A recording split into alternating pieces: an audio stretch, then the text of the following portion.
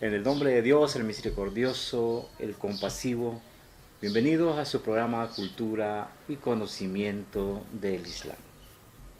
En esta ocasión vamos a dar un pequeño vistazo a las traducciones que se han dado a raíz de el conocer del noble Corán y las traducciones que se han hecho al castellano.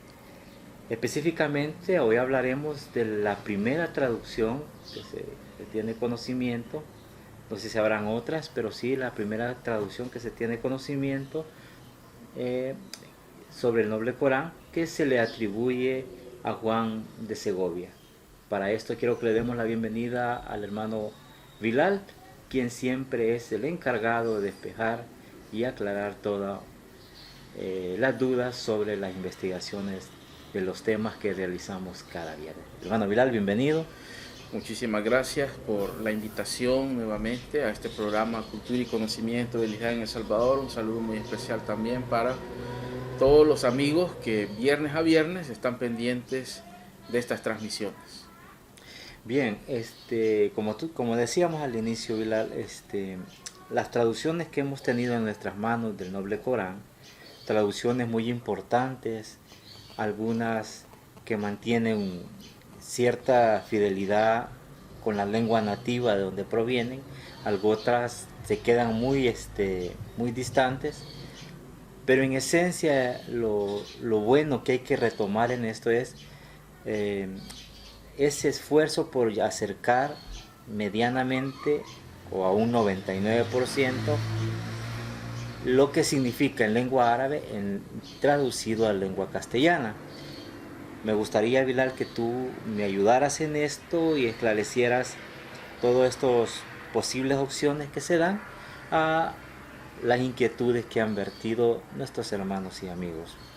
Bueno, primero que nada quisiera aclarar que, como lo dicen muchos traductores del Sagrado Corán en sus prefacios, ninguna traducción es equivalente en un 100% al verdadero significado de la revelación del Sagrado Corán en su lengua original, es decir, aquella revelación que fue entregada por parte del ángel Jibril por órdenes de Dios hacia el profeta Muhammad, que la paz y las bendiciones de Dios sean con él y su descendencia. Eso debe quedar más que claro.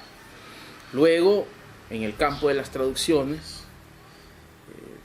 muy pocas traducciones podemos decir que son realmente fieles en un 100% al significado del Sagrado Corán.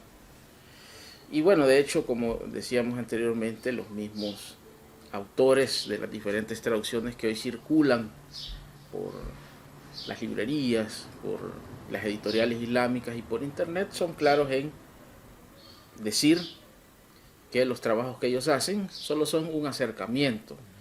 En realidad es muy difícil establecer hoy en día una traducción del Corán que nosotros podamos decir es la más fiable, porque hay diferentes opiniones al respecto. Sin embargo, esto de las traducciones al Sagrado Corán, especialmente a los idiomas occidentales, tienen una larga historia. Es decir, que desde hace más de unos 700 años por lo menos, se han venido haciendo diferentes traducciones del Sagrado Corán a diferentes lenguas occidentales.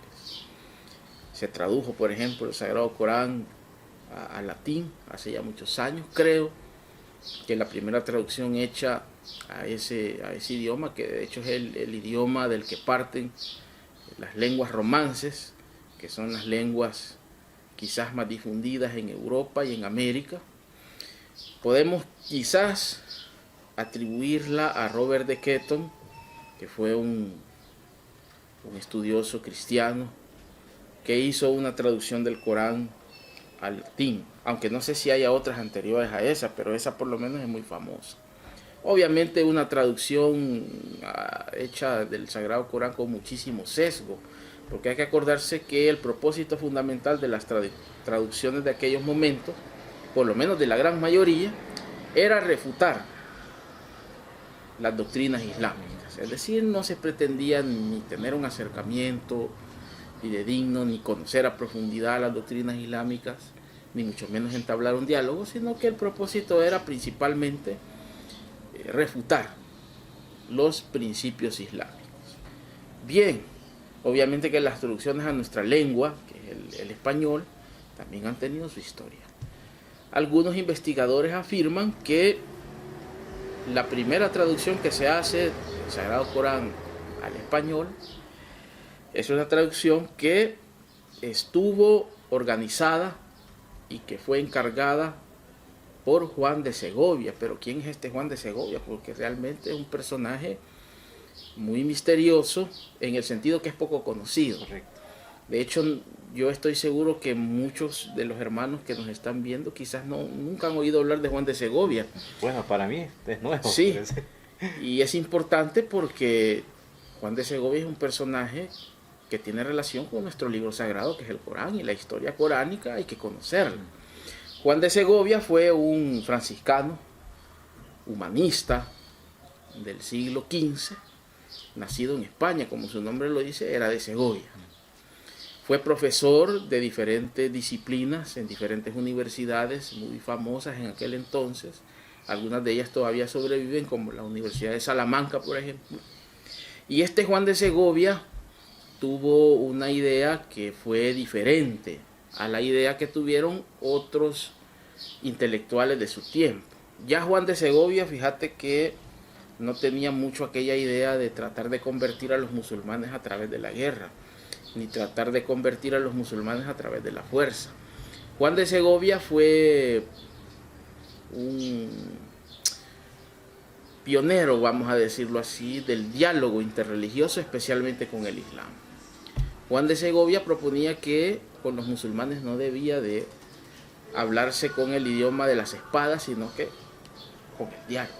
Por eso, en algunos de sus textos, este Juan de Segovia proponía el diálogo con los musulmanes. Y a raíz de todo esto es que Juan de Segovia decide encargar una traducción del Sagrado Corán que partiera obviamente del árabe hacia el castellano. Y fíjate que en ese sentido la metodología de Juan de Segovia, a mi parecer, también da un giro distinto a lo que habían hecho otros intelectuales de otros países europeos anteriormente. Por ejemplo, otros intelectuales o religiosos de aquel entonces, lo que hacían era ellos aprender árabe y ellos mismos encargarse de la traducción. Obviamente ya hemos dicho que muchas de estas traducciones y sus comentarios eran obviamente con el fin de desacreditar al Islam. Fíjate que Juan de Segovia no. Juan de Segovia lo que hace es encargarle la traducción del árabe al español a un famoso jurisconsulto de los musulmanes en España. Este jurisconsulto se llamaba Isa de Geber, así era conocido en aquel momento. Y se le apodaba, o mejor dicho, se le conocía en aquel entonces como el gran mufti de los moros de Castilla. Es decir, que ya eso nos da una idea de que era una persona con cierta importancia en el mundo islámico, especialmente el mundo de los musulmanes que todavía quedaban en la península. Y este Isa de Geber es el encargado precisamente de traducirlo del árabe al castellano. Juan de Segovia se encarga luego de la traducción del castellano al latín. Y de esa manera, fíjate, surge el llamado Corán trilingüe, que debe haber sido algo bastante interesante de conocer, porque era un Corán que, según dicen los estudiosos de la obra de Juan de Segovia, estaba dividido en tres partes o en tres columnas. Una columna estaba el árabe, en otra estaba el español y en otra estaba el latín. Debió haber sido algo interesante ver un Corán de esa manera. Lamentablemente, y como suele pasar con muchos de los textos de aquel entonces, hoy el paradero de esas copias, de esas traducciones, ha sido dado por perdido. Es decir, se han extraviado.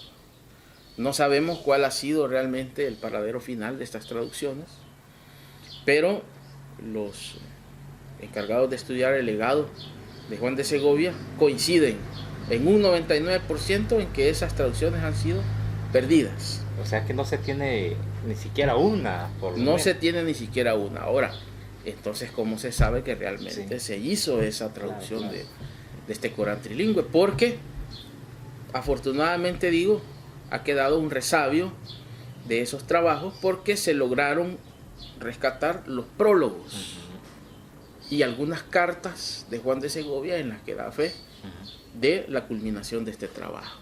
De hecho, en uno de los prólogos que se ha logrado conservar, ahí se habla claramente de algunas de las características de este Corán y se lograron conservar fragmentos de la traducción que estaban incluidos en esos prólogos o en esas cartas. Es decir, hay una idea de lo que pudo ser este Corán trilingüe que, como te decía yo, en la historia, según muchos investigadores, muchos académicos, está inscrito como la primera traducción del Sagrado Corán del árabe al castellano.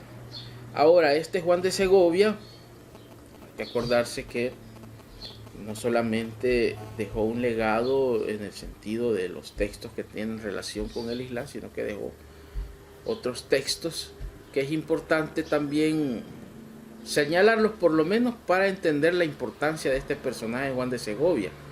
De hecho, fue, por ejemplo, por decirlo de alguna manera, el cronista oficial del Concilio de Basilea.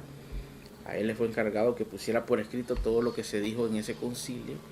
También tuvo una importante correspondencia con otros humanistas importantes de su tiempo, como Nicolás de Cusa, que de hecho fue otro personaje que propuso que los intelectuales europeos tenían que sentarse para hablar con los musulmanes y no imponerles de alguna forma o obligarlos a aceptar la religión cristiana, sino que ellos creían que esto tenía que ser un proceso en el cual el diálogo tenía que ser fundamental. Entonces Juan de Segovia fue parte de todo ese movimiento de conciliación, por llamarlo de alguna manera, de diálogo interreligioso. Ahora, obviamente, como lo hemos dicho, su Corán quizás es la obra cumbre de toda esa iniciativa de sentarse y de establecer un diálogo con los musulmanes. Sin embargo, no deja de ser interesante adentrarse en la historia de personajes como Juan de Segovia, porque después de Juan de Segovia hubo otros que de alguna forma también intentaron seguir esa línea del diálogo.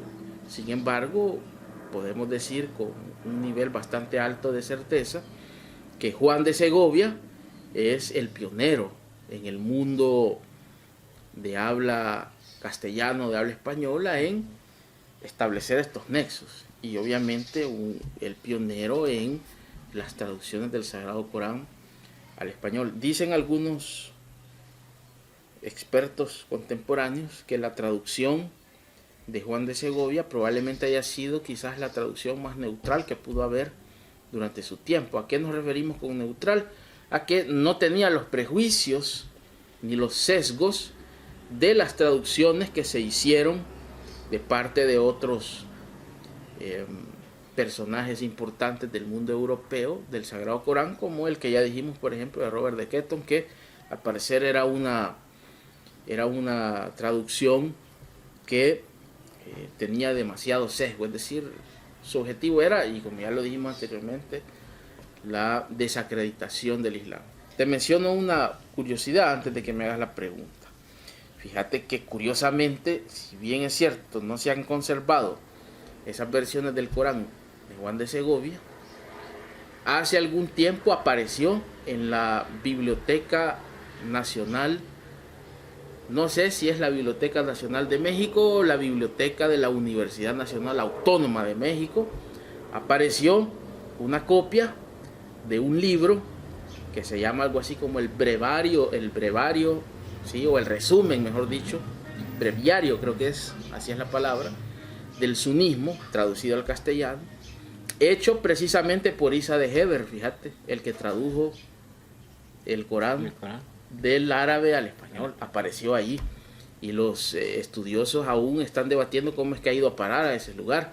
Algunos dicen que fue introducido de contrabando en la época de la colonia y que había sido de alguna forma, o que había ido a parar por diferentes coleccionistas de libros. Otros dicen que ese libro fue pedido expresamente por algunos religiosos de esta zona, ¿no? De la Nueva España, de la colonia, para conocer un poco mejor las costumbres de los musulmanes. Y así es como ese libro, o esa copia, fue a parar a esa biblioteca de México. Fíjate que eso me ganaste porque mi pregunta iba en ese sentido. Porque ¿qué hubiera pasado en el hecho de, acordémonos que con la conquista de España a estos lugares, viajaron muchos musulmanes en esas embarcaciones y producto de ello tenemos una mezcla cultural y religiosa en nuestro país que hace posible creer que hay algún resabio de ello. No sería extraño que algunos de esos que viajaron por estos lugares hayan que haber traído una copia de eso, y producto de ello, te me adelantaste, México es un lugar de suma importancia, dado que acordemos lo que ahí tuvo la representación española, la corona como tal, y claro, ahí se asentaron muchos españoles, por lógica, muchos intelectuales, pudo haber habido una copia por allí o alguien que hiciese el comentario sobre ello. Ahora, partiendo de eso mismo, Bilal, por este lado de Guatemala no se ha sabido nada. Fíjate que de lo único que se tiene certeza por algunos de los documentos conservados es que en esta región de la Capitanía General de Guatemala, que así era el nombre por el que se le conocía, digamos, al ente regidor de la zona que abarcaba desde Chiapas hasta el final de Costa Rica, lo que sí hay son procesos que se le siguieron a algunas personas a las cuales se les acusó de practicar la religión islámica, y algunos procesos también a personas que eran de origen morisco, que habían venido a la América colonial de ese entonces a prestar diferentes servicios. Algunos eran, por ejemplo, contratados como artesanos de primer nivel, que de hecho muchos de ellos contribuyeron a la ornamentación de algunas iglesias coloniales en estas partes del mundo. El artesonado, por ejemplo, de muchas iglesias, el decorado de algunas columnas, las fachadas de algunas iglesias también coloniales, pues algunos arquitectos modernos han llegado a la conclusión que tienen un toque morisco. Así que, por lo menos a nivel de documentos, sí se han conservado algunos procesos que se le siguieron a algunas personas acusadas por la Santa Inquisición de practicar la religión del Islam. Así que por lo menos eso sí consta. ¿Eso qué quiere decir? Que de alguna u otra manera la sombra de la presencia islámica en estas regiones estaba presente, es decir, constituía de alguna forma todavía un cierto temor que tenían especialmente las esferas religiosas, que tanto la religión islámica como la religión judía, que de esas sí hay testigos y hay documentos que sí atestiguan la presencia de judíos en la América colonial. De hecho, muchos de ellos fueron condenados por la Inquisición a muerte, pero ahí estaba en el aire, digamos, esa presencia islámica en América Latina, que de hecho es un tema interesante también. Tal vez algún día podemos tratar algo sobre la presencia del Islam en América Latina. Fíjate que eso, ya que dices de eso, hay un escritor, y por cierto es español, que estuvo por estos lugares y hizo una investigación referente a la práctica del cristianismo, que tiene un cierto traslape y similitud con algunas acciones y reacciones que se tienen en la práctica islámica. Entonces sí sería bueno en el otro tema poder abordar, hacer una investigación sobre esto y poderlo abordar. Yo creo que mucha gente nuestra está interesada en saber, porque para muchos no resulta extraño el hecho de ver las estructuras coloniales de las iglesias, de algunas casas, el famoso medio punto que nosotros conocemos, son las figuras arcadas. Entonces podría parecer por ahí algo muy claro la presencia islámica de musulmanes en esta zona. Ya casi para ir finalizando, Bilal, algo más que tengamos. Sí, esto quizás ya para ponerle fin a nuestro programa de hoy. Hay dos artículos académicos interesantes al respecto de Juan de Segovia que pueden ser consultados y encontrados en la red. por si alguien tiene interés, aunque en la descripción nos vamos a dejar ya con todos los detalles y si es posible el enlace directo para su descarga. Hay uno escrito por Uli Roth de la Universidad de Friburgo. Este artículo se ha publicado con el título de La traducción del Corán de Juan de Segovia. Ahí hay pormenores interesantes de cómo era esta traducción, incluso hay detalles sobre sus características gramáticas, semánticas, etc. Por si alguien quiere profundizar en el tema y conocer más a profundidad la traducción de Juan de Segovia, puede consultar este artículo. También hay otro escrito por Javier Canals de la Universidad de Salzburgo, también, que yo no sé si es de Austria o de Alemania, estoy un poco confundido en ese sentido, pero se puede encontrar en la red y el título con el que se puede encontrar es La literatura islámica castellana de los siglos XIII al XVII. También muy interesante, ahí habla sobre el legado de Juan de Segovia, el legado intelectual, y habla sobre hasta qué punto se pudo conservar esta traducción, y ahí de hecho dice que lamentablemente pues digamos, esas copias no han logrado llegar hasta nuestros días. Lástima. Pero es interesante también este libro porque no solamente habla sobre el legado de la obra de Juan de Segovia, sino que de otros intelectuales. Un último detalle: hay personas que a lo mejor podrían pensar que esa traducción de Juan de Segovia fue hecha en aljamiado. El aljamiado era la utilización de el alfabeto árabe para una lengua romance, pues el español, el catalán, etc.